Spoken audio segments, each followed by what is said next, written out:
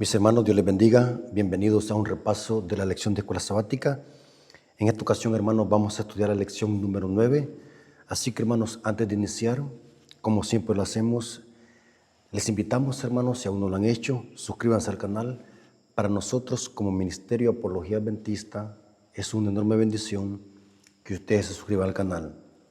De esa manera, vamos a poder alcanzar a muchas almas con la verdad presente.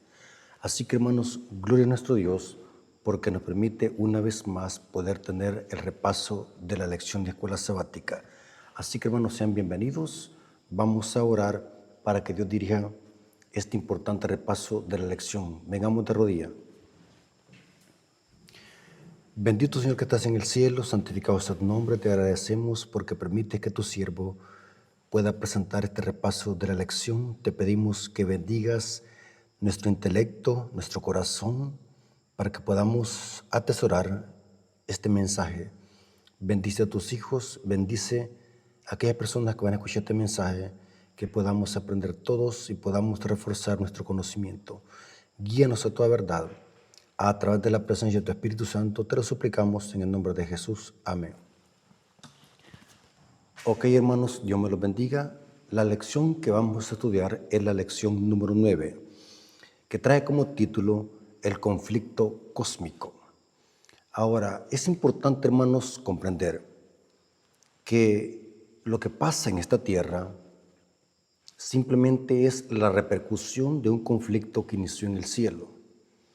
Podemos decir de que este planeta Tierra es el campo de batalla, pero vamos a ver que según la Biblia, el mal, el pecado, inició en el cielo con un ángel llamado Lucifer, el lucero hijo de la mañana. En el libro de Génesis, capítulo 3, versículo 15, que es el versículo para memorizar, se nos dice cuál es el significado de este conflicto, el por qué este conflicto y cuáles son los dos bandos implicados en este conflicto. Génesis 3.15 se le conoce como el protoevangelio. En Génesis 3.15 vemos la primera mención del Evangelio y se dice así: pondré enemistad entre ti y la mujer.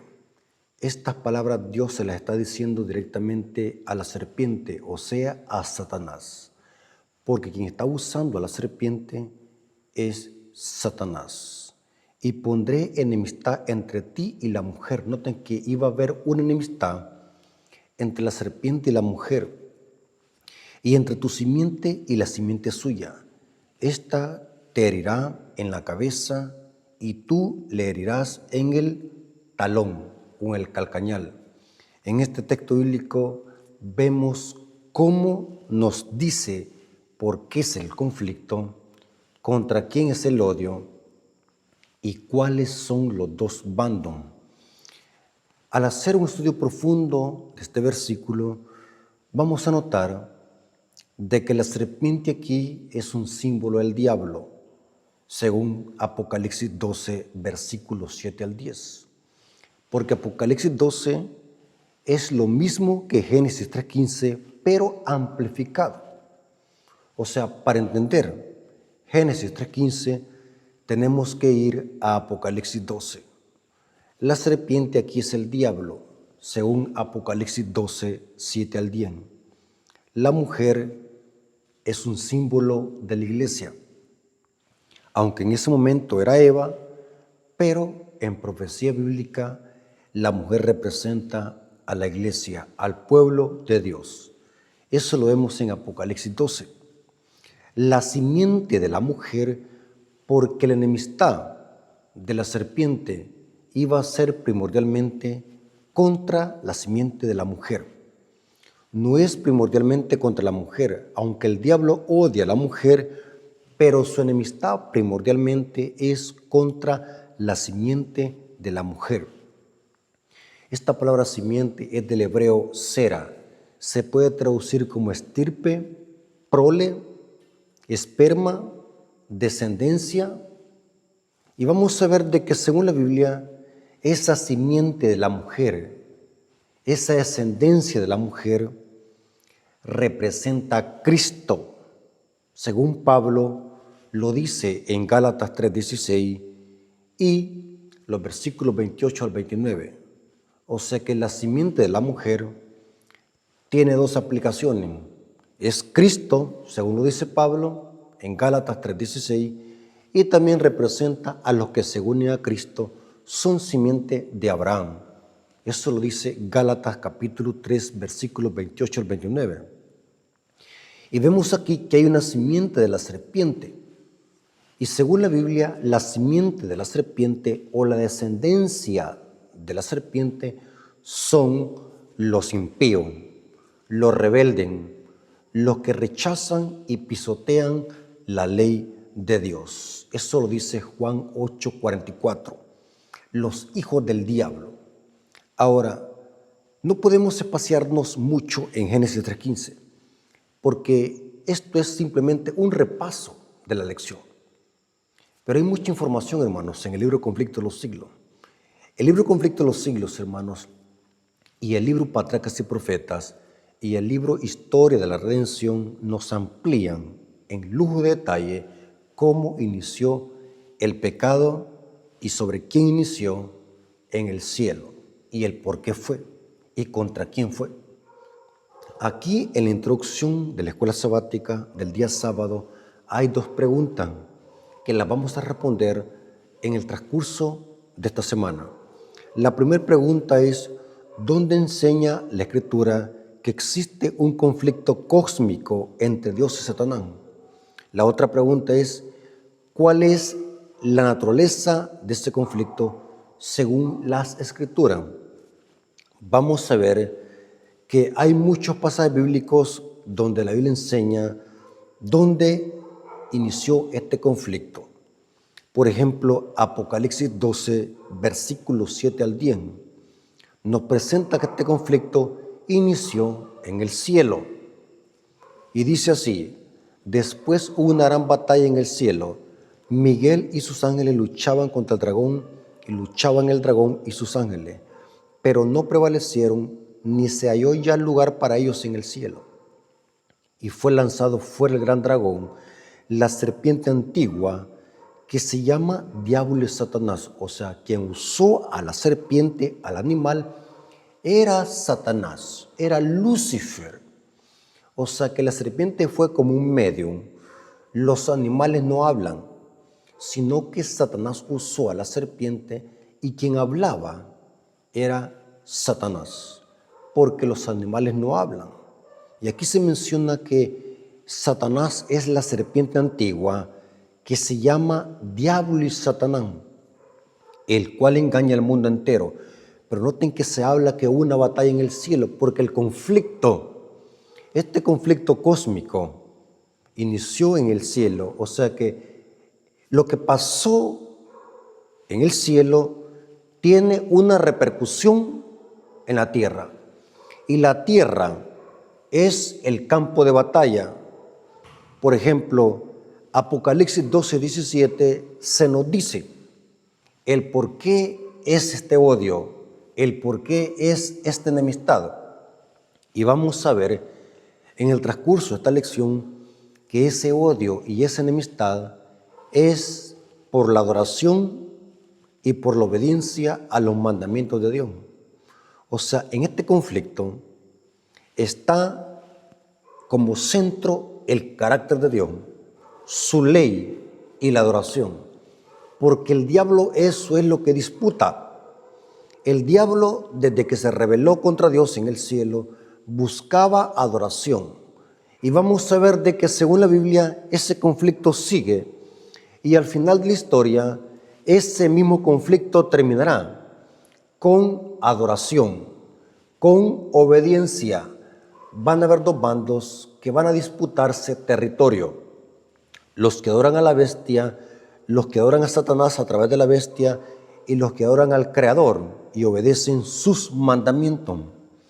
Noten como dice Apocalipsis 12:17, se nos presenta que el diablo, al ver que no pudo matar a Cristo, que es la simiente de la mujer, porque la mujer dio a luz a un hijo varón, dice Apocalipsis 12:5.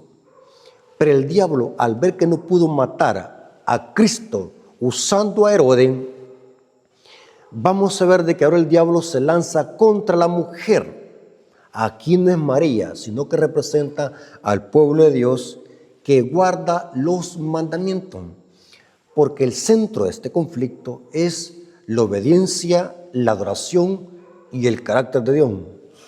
Apocalipsis 12:17, noten cómo dice: entonces el dragón se llenó de ira contra la mujer. Esta no es María, representa al pueblo remanente, la iglesia, y se fue a hacer guerra contra el resto de la descendencia de ella, los que guardan los mandamientos de Dios y tienen el testimonio de Jesús. Por eso yo les dije, hermanos, cuando iniciamos esta lección, de que para entender Génesis 3:15 tenemos que ir a Apocalipsis 12, porque la enemistad es por la obediencia y por la adoración. El diablo persigue a la simiente de la mujer, que es Cristo, porque el diablo quiere destruir a Cristo, porque Cristo es la simiente de la mujer y Cristo es el representante de los hijos de Dios obedientes a su ley. Por eso es que en el libro de Hebreos capítulo 5 dice que Cristo aprendió la obediencia. O sea, Cristo fue obediente al Padre. La simiente de la mujer, que es Cristo, fue obediente a los mandamientos de Dios. Por lo tanto, los seguidores de Cristo seguirán su ejemplo. Son los que guardan los mandamientos. Y por eso es la ira del diablo. Por eso es que el diablo odia a la mujer. Porque esta mujer representa al pueblo de Dios que guarda los mandamientos. Pasemos al día domingo. El día domingo dice: un enemigo hizo esto. En el día domingo, hermanos, se viene hablando de la parábola del trigo y la cizaña. Esta parábola nos refleja cómo el mal se sembró en esta tierra, especialmente cómo el mal fue sembrado por el maligno. El trigo y la cizaña, o la parábola del trigo y la cizaña, no específicamente está hablando del mundo, aunque lo podemos aplicar según la lección de escuela sabática. Pero la parábola del trigo y la cizaña tiene que ver específicamente con dos bandos que existen dentro de la iglesia, y esos dos cultivos están sembrados en el mismo terreno. La parábola del trigo y la cizaña podemos interpretarla como que dentro de la iglesia hay dos tipos de creyentes: los hijos de Dios y los hijos del diablo. Eso enseña la Biblia según esta parábola. O sea que según esta parábola, no todos los que están en el mismo terreno son trigo. Solamente Dios lo sabe, pero la parábola del trigo y la cizaña debe interpretarse desde esa perspectiva. La iglesia, pero que está en el mundo. Porque la parábola no tiene nada que ver con el mundo, sino con la iglesia que está en el mundo. Porque sabemos de que los que están en el mundo son de Satanás. Están abiertamente entregados a Satanás. Pero dentro de la iglesia hay dos bandos: trigo y cizaña. Y noten cómo dice Mateo capítulo 13, versículos 24 al 27, hablando de esta parábola. Les refirió otra parábola diciendo: el reino de los cielos es semejante a un hombre que sembró buena semilla en su campo. Este hombre es Cristo, que sembró buena semilla. Pero mientras dormían los hombres, vino su enemigo y sembró la cizaña entre el trigo y se fue. Cuando había pleito entre vecinos, de esta forma se hacía la guerra en los tiempos bíblicos. Esperaban que todos estuvieran dormidos y el enemigo iba a medianoche o en la madrugada a sembrar maleza, mala hierba.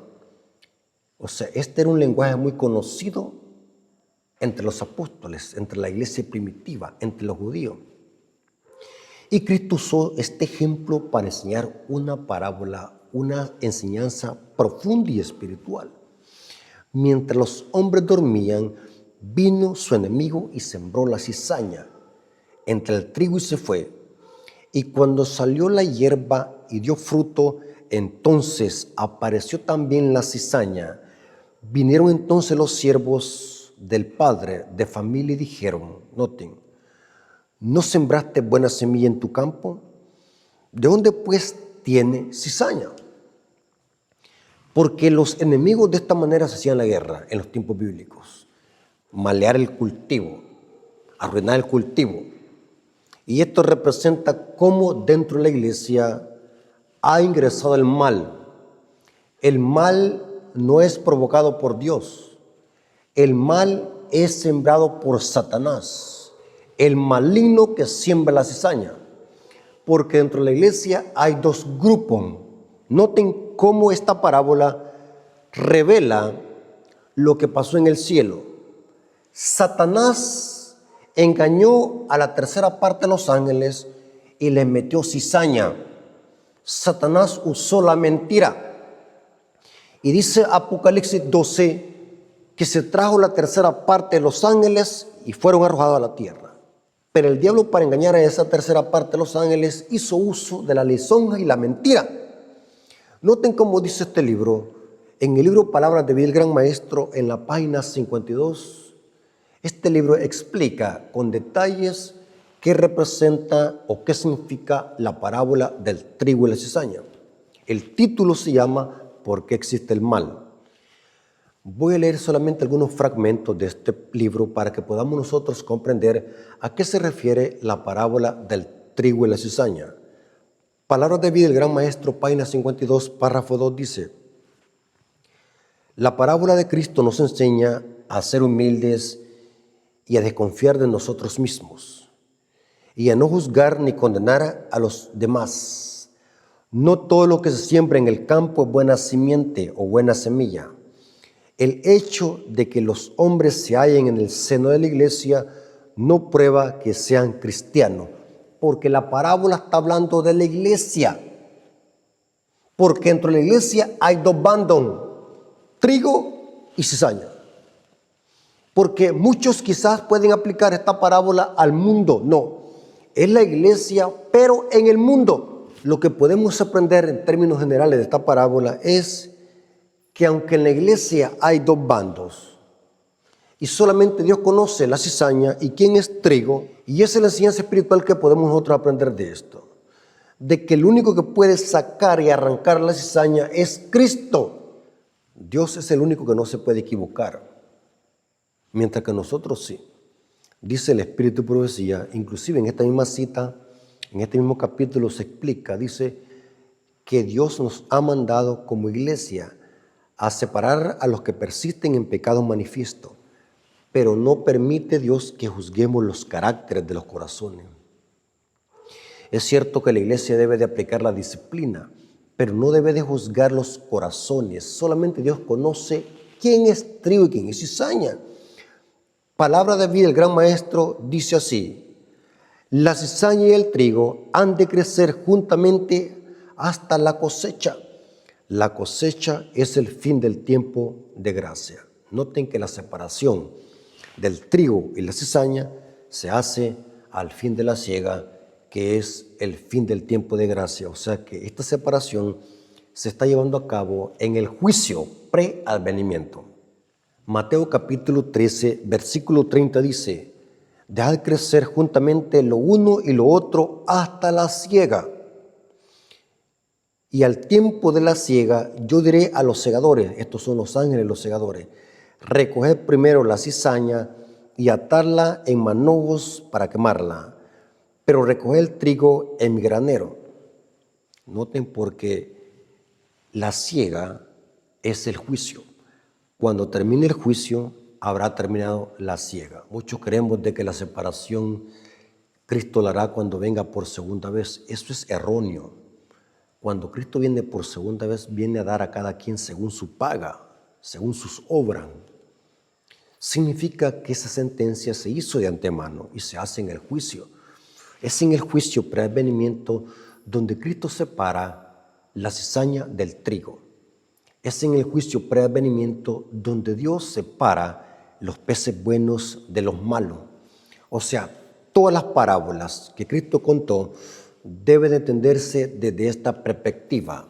Mateo capítulo 13, versículo 40 al 42 dice: de manera que como se arranca la cizaña y se quema en el fuego, así será el fin de este siglo. Noten que Cristo hace la separación en el juicio, pero la cizaña va a ser echada al fuego cuando Cristo venga por segunda vez. Noten que hay un procedimiento. Primero se hace una separación a través del juicio y cuando Cristo viene quema la cizaña en el fuego y el trigo lo echa en el granero. Ahora pasemos al día lunes. En el día lunes dice el origen del conflicto en la tierra. Vimos en los días anteriores de que el conflicto inició en el cielo con Lucifer. Ahora vamos a ver cómo llegó ese conflicto al planeta Tierra. Es importante, hermanos, comprender de que Dios no ha creado el mal. Dios no es el culpable del pecado. Dios en ninguna manera es culpable del pecado. Vimos de que el culpable del pecado son los ángeles por haber hecho mal uso de su libre albedrío. Los ángeles caídos decidieron obedecerle a Satanás. El pecado se originó en Satanás, ese ángel querido que era un querubín. Cuando analizamos el conflicto en la tierra, es importante comprender de que Dios todo lo que hizo es bueno en gran manera. De Dios depende solamente lo bueno. Dios no hace cosas defectuosas. Todo lo que Dios creó en esta tierra era perfecto y reflejaba el carácter de Dios. Eso dice Génesis 1:31, que todo lo que Dios creó es bueno en gran manera.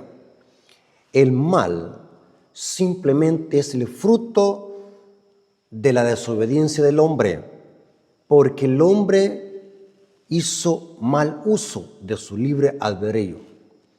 Vimos de que Dios le dijo a Adán y a Eva: no coman de este árbol prohibido, porque si comen, dice, van a morir. Noten que Dios bien hubiese podido evitar que la mano de Adán y Eva comiesen de ese fruto, pero entonces la obediencia hubiese sido forzada y no hubiese habido libre albedrío. Por tanto, el pecado en esta tierra es fruto también de la desobediencia de Adán y Eva por haber hecho mal uso de su libre albedrío. El mal llega a esta tierra porque el hombre así lo permitió. Dios no es culpable del pecado. Dios les dijo a Adán y Eva: no hagan esto. El apóstol Pablo dice en Romanos 5:12: por tanto, como el pecado entró en el mundo por un hombre, este es Adán, y por el pecado de la muerte, así la muerte pasó a todos los hombres por cuanto todos pecaron. Noten, hermanos, claramente la Biblia enseña de que el hombre fue el portal para que el pecado entrara en esta tierra. El diablo usó a Adán y a Eva también para que el pecado entrara a esta tierra.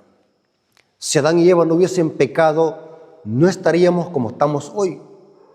Adán y Eva son los culpables del pecado en esta tierra. En el cielo fue Lucifer, pero Lucifer no obligó a Adán y Eva que pecaran. Adán y Eva lo hicieron conscientemente por permitir que el diablo los engañara. Eva prefirió mejor creer las palabras de Satanás sino las palabras de Dios. Y esto siempre ha sido así, hermano. El hombre prefiere mejor creerle al mal. El hombre prefiere mejor creerle al engaño y a la mentira. Y esto pasó con nuestros primeros padres. Dios les advirtió claramente. No había ninguna ambigüedad en el mandato. Coman de todos los árboles del huerto, pero menos de uno.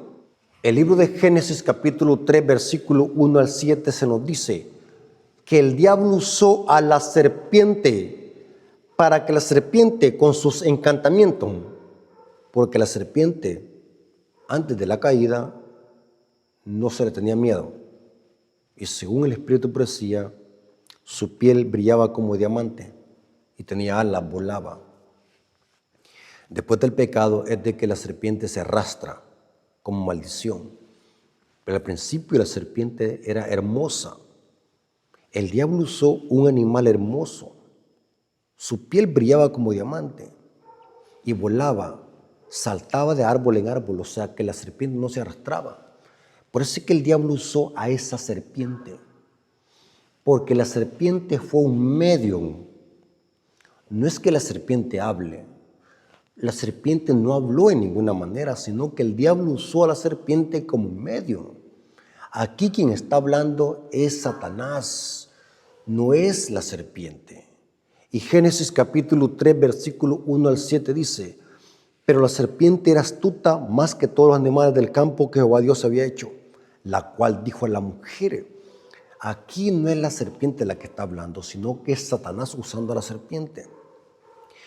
La cual dijo a la mujer: con que Dios os ha dicho, no comáis de todo árbol del huerto. Noten que Satanás está tergiversando la palabra de Dios. Dios no había dicho eso.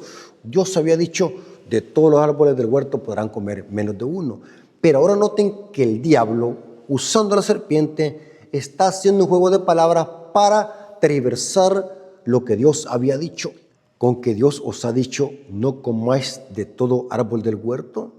Y la mujer respondió a la serpiente: del fruto de los árboles del huerto podemos comer, pero del fruto del árbol que está en medio del huerto, dijo Dios, no comeréis de él, ni le tocaréis. Dios no había dicho ni le tocaréis, simplemente Dios había dicho, no coman de ese árbol. Entonces dijo la serpiente a la mujer: no moriréis, sino que sabe Dios que el día que de él comiereis, serán abiertos vuestros ojos y serás como Dios. Noten que el diablo está aquí insinuando.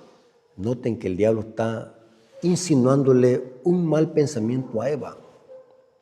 Y Eva, dice la Biblia, que después de que comió del árbol prohibido, de ese fruto prohibido, fue a darle a su marido, a Adán.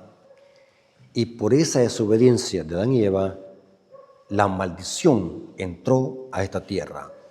Adán y Eva fue el portal para que el pecado entrara en esta tierra. Y hoy en esta tierra se desata el conflicto entre el bien y el mal, y aquí terminará. El conflicto entre el bien y el mal terminará con el gran Armagedón, una guerra, una gran batalla entre el bien y el mal.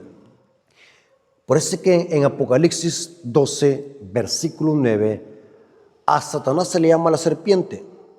O sea, si conectamos Génesis 3 con Apocalipsis 12:9, no cabe duda que era Satanás usando a la serpiente como medium.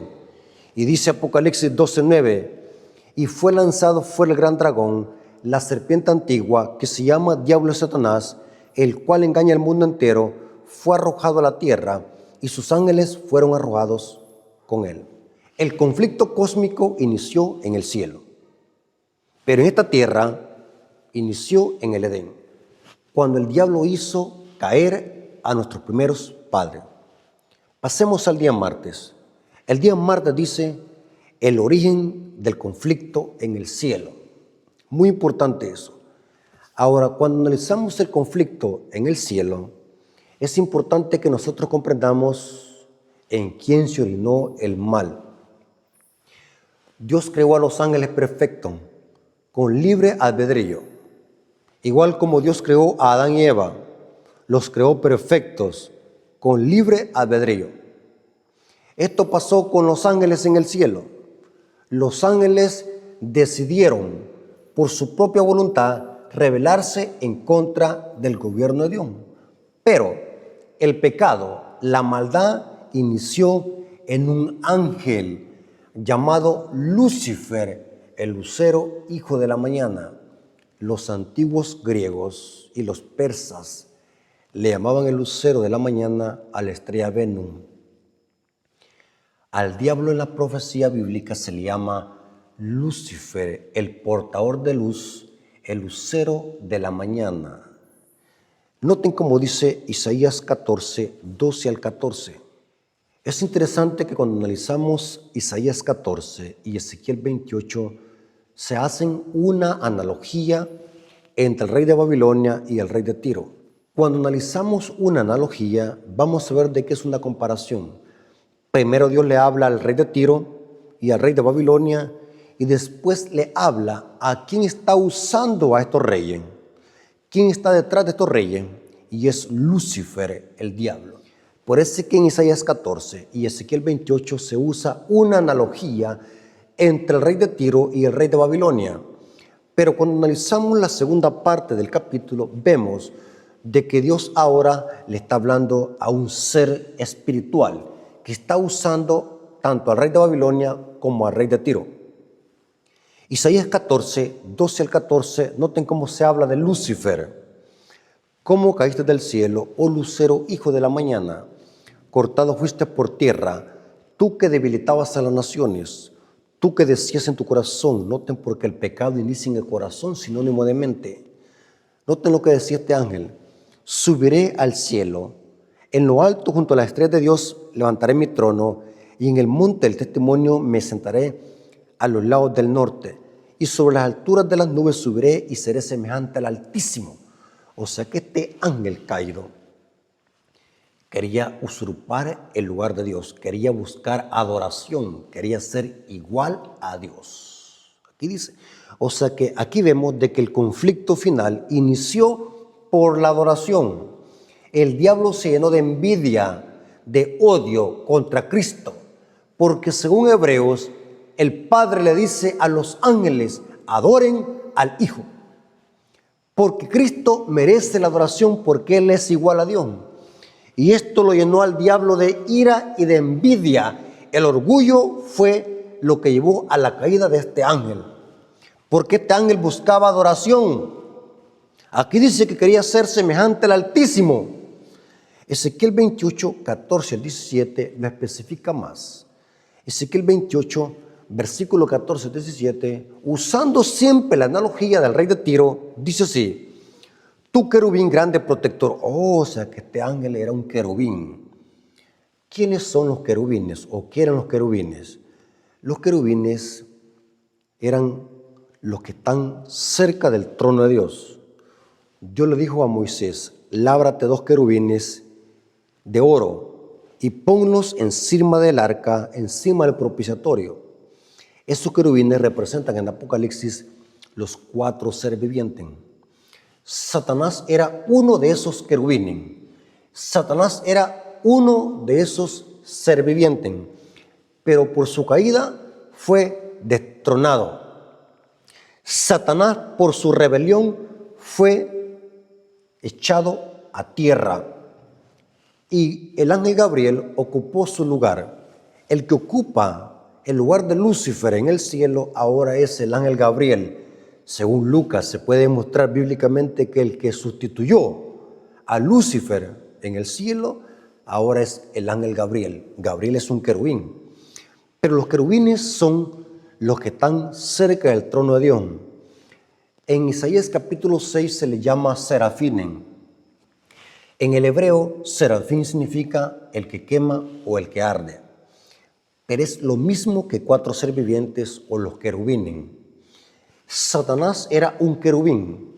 Antes de rebelarse, Satanás era un querubín, o sea, estaba cerca del trono de Dios. Y Ezequiel habla de esto: tú querubín grande protector, yo te puse en el santo monte de Dios, ahí estuviste en medio de las piedras de fuego, te paseabas, perfecto eras en todos tus caminos desde el día que fuiste creado, hasta que se halló en ti maldad. Noten que la maldad se originó en este ángel. El pecado y la rebelión se inició en este ángel. Y el apóstol Juan dice en 1 Juan 3:8 de que el diablo peca desde el principio, y pecado es transgresión de la ley. O sea que según Juan, el diablo fue el primero que quebrantó la ley, porque pecado es infracción de la ley. 1 Juan 3:4 dice hasta el día que se halló en ti maldad. A causa de la multitud de tus contrataciones, fuiste lleno de iniquidad y pecaste. ¿Qué es pecado? Transgresión de la ley. Por lo que yo te eché del monte de Dios y te arrojé de entre las piedras de fuego, oh querubín protector. Se enalteció tu corazón a causa de tu hermosura, corrompiste tu sabiduría a causa de tu esplendor. O sea, se llenó de orgullo, se llenó de envidia. Y dice, yo te arrojé por tierra, delante de los reyes te pondré para que miren en ti. Noten, hermanos, que el pecado se originó en el cielo, pero ¿en quién? En este querubín que se llenó de envidia contra Cristo, se llenó de orgullo, quería ser semejante a Dios, quería buscar adoración, porque vamos a ver de que el conflicto final también será por la adoración. El diablo no ha perdido su propósito, el diablo no ha perdido su objetivo, él siempre busca adoración, ya sea de una forma directa o indirecta. El diablo lo que busca es adoración, y lo vamos a ver de que en Apocalipsis 13 el diablo busca adoración y la va a obtener a través de la bestia y el falso profeta. Lucifer, según la Biblia, estaba envidioso, tenía celo, envidia de Cristo. Dice esta cita, Patriarcas y Profetas, página 13, párrafo 1, dice: el pecado se originó en aquel que después de Cristo había sido el más honrado por Dios y que era el más exaltado en poder y en gloria entre los habitantes del cielo. Lucifer, hijo de la mañana, era el principal de los querubines cubridores, santo e inmaculado. Estaba en la presencia del gran creador. Noten cómo dice este libro, Historia de la Redención, página 14. Lucifer estaba envidioso y tenía celos de Cristo. No obstante, cuando todos los ángeles se inclinaron ante él para reconocer su supremacía, hablando de Cristo, los ángeles se inclinaron ante Cristo para reconocer su supremacía y gran autoridad y derecho de gobernar, se inclinó con ellos, pero su corazón estaba lleno de envidia y odio contra Cristo. Por eso, hermanos, las personas que manifiestan envidia, celo y orgullo están reflejando el carácter de Satanás. La envidia es un sentimiento satánico, hermanos. La gente envidiosa están actuando igual como Satanás.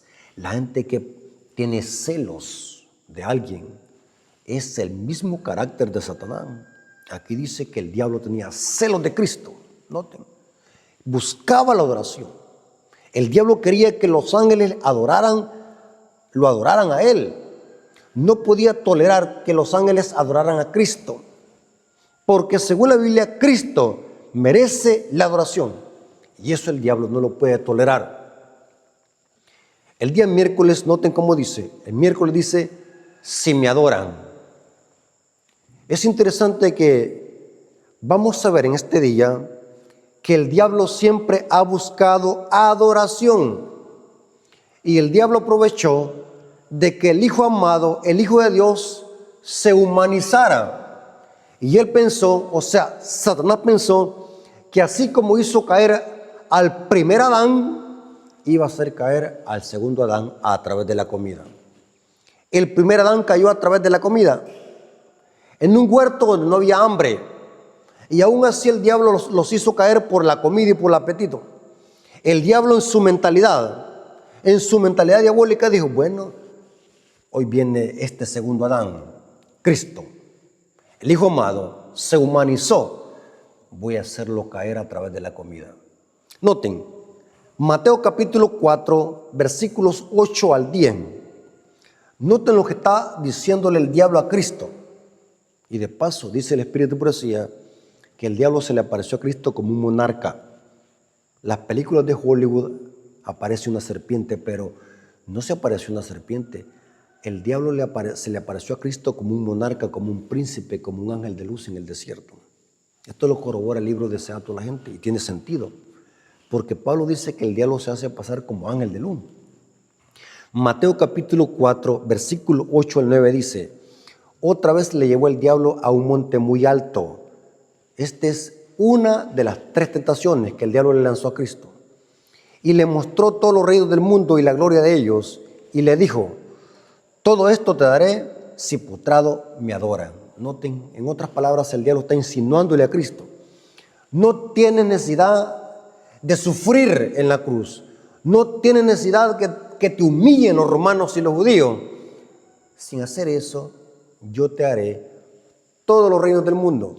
Estos reinos que le robé a Adán y a Eva. Ahora yo soy el príncipe de este mundo. Ahora yo soy el representante de este mundo. Noten que el diablo está pidiéndole adoración al Rey del universo, a Cristo, aprovechándose de su condición humana. Y el diablo buscará adoración a través de los sistemas políticos y religiosos. El gran conflicto siempre ha sido por la adoración y por la obediencia.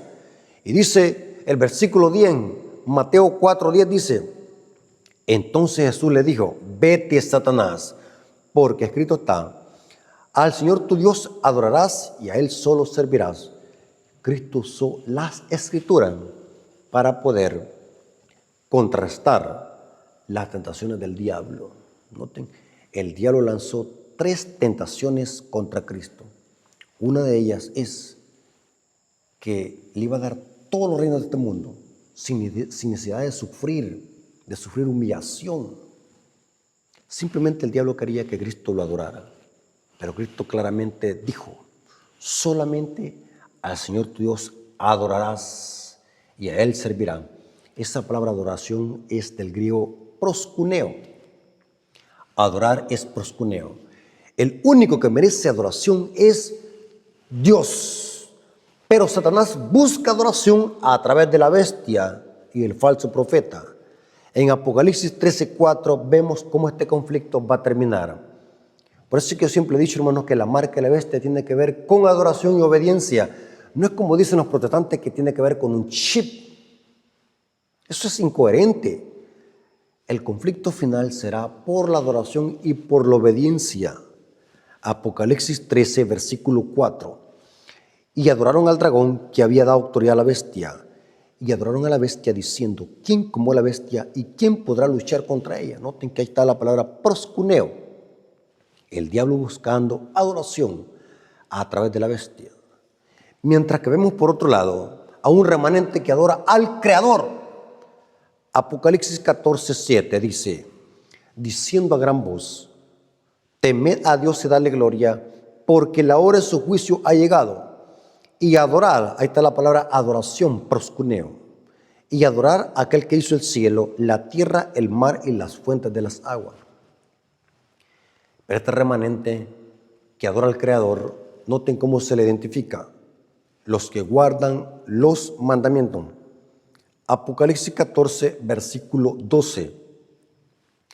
Aquí está la paciencia de los santos, los que guardan los mandamientos de Dios y tienen la fe de Jesús.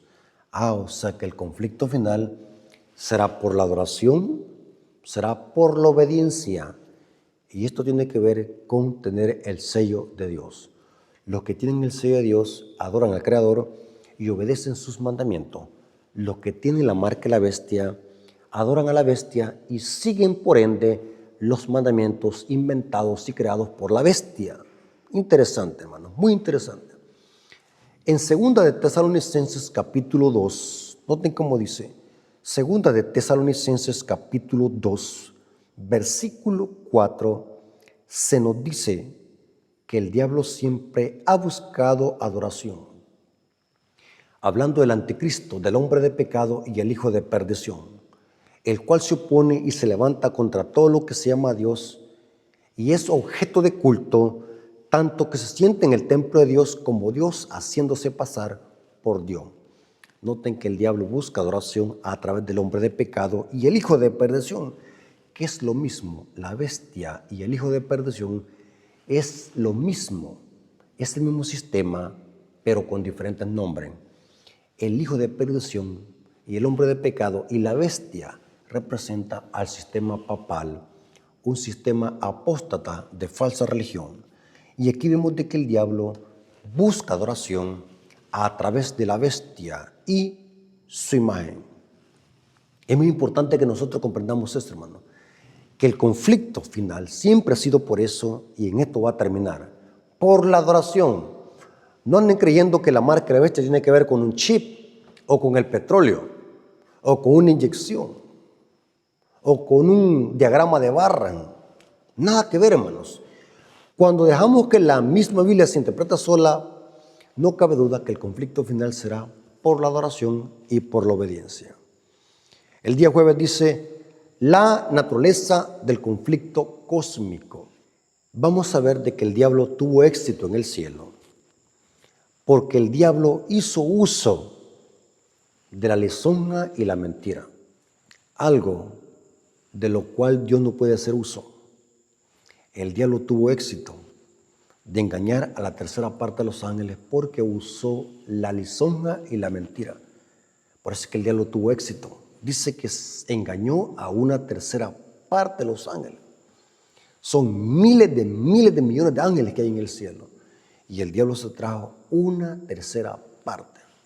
O sea, quedaron fieles 2/3 partes en el cielo. Una tercera parte se la trajo acá.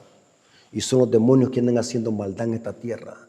Aquí en la tierra hay miles de demonios que su obra es destruir, engañar, hacer daño en esta tierra. Recuerden, todo daño que existe en esta tierra es porque estamos viviendo junto con demonios en esta tierra. Si Dios pudiese abrir nuestros ojos espirituales, pudiésemos ver demonios por todos lados. En este momento hay un montón de demonios escuchando lo que estoy hablando yo. Porque los demonios se hacen presentes donde se predica la palabra de Dios para evitar la influencia del mensaje. Eso dice el Espíritu de Profecía. El diablo tuvo éxito porque usó la lisonja y la mentira. Por eso es que cuando analizamos el día jueves dice la naturaleza del conflicto cósmico. Dice aquí la lección, las Escrituras revelan que el conflicto es una disputa en torno al carácter de Dios, un conflicto acerca de acusaciones difamatorias hechas por el diablo en contra de Dios. Eso lo vemos en el libro de Job. Nosotros decimos que directamente el diablo está acusando a Job, pero no, el diablo está acusando a Dios indirectamente, usando a Job. O sea, en este conflicto entre el bien y el mal, lo que está en juego es el carácter de Dios. Y el carácter de Dios se manifiesta en su ley. La ley de Dios es un reflejo del carácter de Dios. Ahora, Cristo Jesús dijo que el arma del diablo es la mentira. Por eso es que el diablo tuvo éxito, porque usó la mentira en el cielo. Por eso es que todos los mentirosos son hijos de Satanás. Juan 8:44, noten cómo Cristo desenmascaró al diablo. Vosotros sois hijos de vuestro padre el diablo. Cristo está diciéndole esto a los fariseos. Eran hijos del diablo, porque los fariseos se jactaban de ser hijos de Abraham, pero querían matar a Cristo. Vosotros sois hijos de vuestro padre el diablo, y los deseos de vuestro padre queréis hacer. Él ha sido homicida desde el principio, y no ha permanecido en la verdad, porque no hay verdad en él. Cuando habla mentira, de suyo habla, porque es mentiroso y padre de mentira. Noten por qué el diablo tuvo éxito, porque hizo uso de la mentira. Y Dios no necesita la mentira. Por eso es que Dios, a través del juicio, a través del santuario, resuelve el problema del pecado de una forma legal, sin hacer uso de la mentira y la lisonja. ¿El diablo tuvo éxito? Sí, aparentemente tuvo éxito, pero Dios le pondrá fin al pecado y lo hará de una forma legal. Y eso lo podemos nosotros analizar cuando estudiamos el santuario y el juicio. El juicio es la forma legal y legítima por la cual Dios va a solucionar el problema del pecado a un nivel cósmico. Para terminar, esta cita del conflicto de los siglos, página 488, dice así: en su actitud, hablando de por qué tuvo el diablo éxito en el cielo, en su actitud para con el pecado, Dios no podía sino obrar con justicia y verdad. Satanás podía hacer uso de armas de las cuales Dios no podía valerse, la lisonja y el engaño.